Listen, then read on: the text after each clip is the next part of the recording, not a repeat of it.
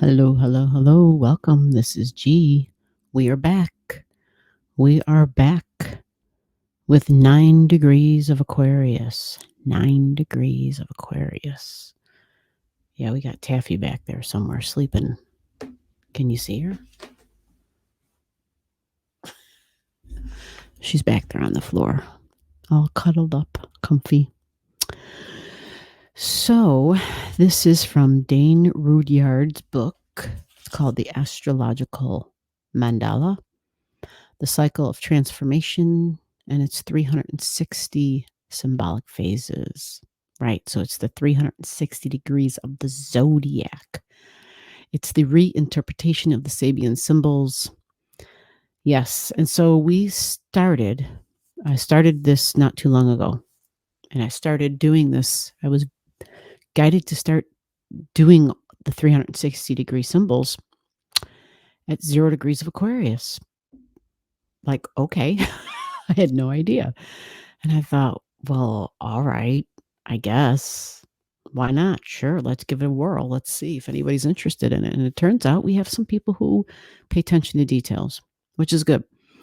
And now that we're with Pluto going into Aquarius, we know all of this is being transformed and changed, but yet it's all absolutely new. Like we're trying to figure out, well, what is being changed and transformed, right? Because it's Aquarius and Pluto mixed together, which nobody who is breathing right now can tell us anything about this. Like the last time this happened was in the 1700s. So, we can go back in history and read about it and see what was going on at the time, like what sort of events. And with that information, we can listen to some of these things or read some of these things and see what their insights are. And this is just to give us possibilities of what these things can be. All right, so I'm going to read the 9 degrees of Aquarius. There are previous 8 degrees. 9 degrees is actually because it began at 0 degrees. And so I'll put the link below the video. You want to look in your chart and see what you have at these degrees. Where is 9 degrees Aquarius in your chart? You want to look at what house it's in. And then you also want to find out, what is it that's at 9 degrees? Is it a house cusp line? Is it a planet? Is it a luminary? Is it an asteroid? Whatever you got there, put it in the comments. Let me know. Okay. And I'll help you out in any way I can to figure out what it means. Okay. So 9 degrees of Aquarius, they give us a symbol. And it says a flag is seen turning into an eagle. A flag is seen turning into an eagle. That's the symbol. The keynote, the dynamic incorporation of new social values in individuals who exemplify the spiritual potential and greatest significance of these values. I'm going to read that again. It almost gave me chills. The dynamic incorporation of new social values in individuals who exemplify the spiritual potential. I don't know what's going on with this light. It drives me nuts. One day I'll get the lighting figured out. The spiritual potential and greatest significance of these values. I'm going to do that one more time so I can edit all that out. I don't know if I should get further away. I don't know what the solution is. The dynamic incorporation of new social values in individuals who exemplify the spiritual potential and greatest significance of these values. And then he goes on further to explain this symbol nearly duplicates the symbol for Sagittarius at 12 degrees. We haven't read that yet. We haven't been there yet. We started with Aquarius. So we'll see what he says about this. But it is a somewhat different meaning, especially since the last term of the mysterious transformation is omitted. All that is implied here is the vitalization of a powerful symbol, its embodiment in a living reality in a person able to fly in consciousness to the highest spiritual realm. Okay. The archetype is given living substance and wings. The image has become a power. And he has the word power capitalized. So I'm going to say this extended thought over.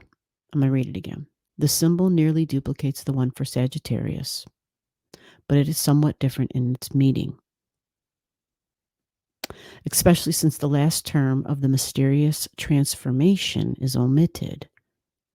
All that is implied here is the vitalization of a powerful symbol, its embodiment in a living reality, in a person able to fly in consciousness to the highest spiritual realm.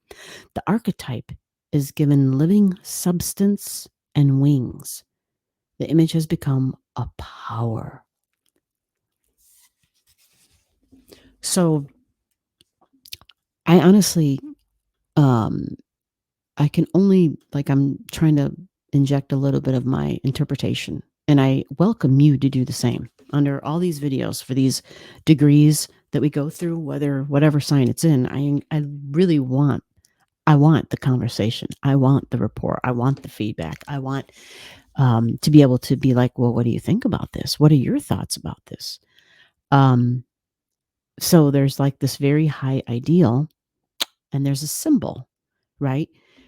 And so far, a common theme in all of his writings, or at least all of the symbols, there's been like a common theme which has been it's been based on the past, like the history, right? Because Aquarius energy says, well, what was the past? What was the tradition? That's what Aquarius does. It looks back and it knows what the tradition was, right? Because Aquarius is the next sign, right? After Capricorn. And the ruler of Capricorn is Saturn, right? And then when you go to Aquarius, what are the rulers? Well, ancient astrology says that Saturn is still the ruler of Aquarius. Yeah. So it's like, wow, really? How is that? Like, they seem so different, right? Because Aquarius is quite rebellious. It doesn't really go along with tradition. It goes against tradition. It goes against, doing things because we've always done them this way. It goes against the tried and the true and the tested. Aquarius is more like, I want to buck the system. I want to do something fresh, something that hasn't been done before. I want to be a rebel, right? I want to be unique. I want to be the first one possibly to do this. I want to do something that hasn't been done. I want to invent something, but it should be something that is part of society, something that can help humanity advance, right? So we think of all those great inventors, but here we're given the idea that there's a symbol, and the symbol itself represents power. What comes to mind for you? Could be anything. There's no wrong answer here. I would really like to know what symbol for you represents power. It could be anything. But when I think of Aquarian energy and how this showed a flag, right? The symbol was a flag that then turned into an eagle. So that kind of speaks to countries that have flags, right? It has a symbol on the flag, a certain color on the flag, and that symbol represents, it's supposed to represent that network, that community, that country, those people, the land and the people and the government and their culture and their society. And that's what the flag represents, all of that. So it's like that flag is the power. Yeah. But the visual that was given was a flag is seen turning into an eagle. Very interesting. I know that Scorpio energy, I know this is going deep. I know that Scorpio energy is associated with the eagle.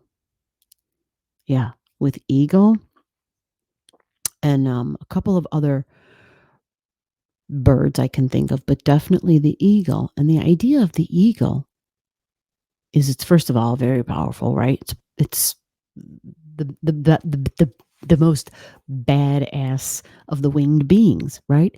The big wingspan. It can fly the highest elevation of all the winged beings, I believe. If I'm wrong, let me know what the other ones are. But the eagle's got a lot of power, and this is this is deep. It goes back. Ancient civilizations revered the eagle. So that this flag is turning into an eagle and it's able to ascend, it's able to climb even higher, it's able to become something and to do something. It's kind of fascinating. It's like, so are these flags? These are countries and they're taking action. And what makes up a country? The people, the system, the government, the culture, the society, all of that makes up the country, right? Fascinating. So what do you think?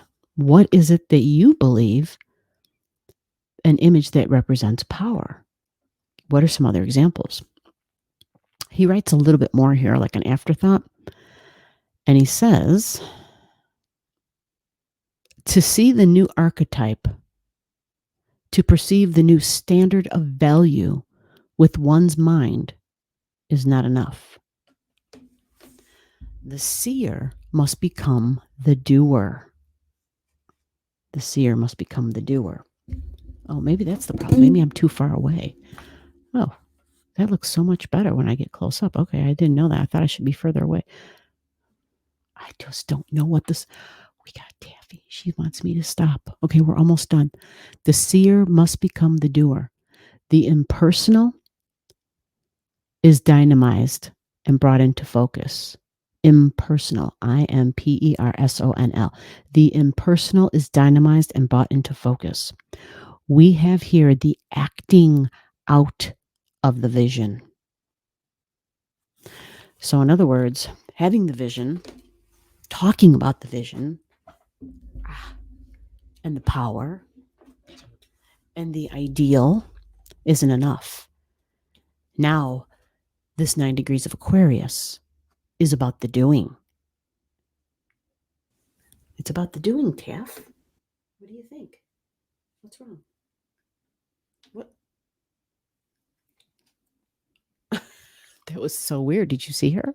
Her head was like she was tracking something.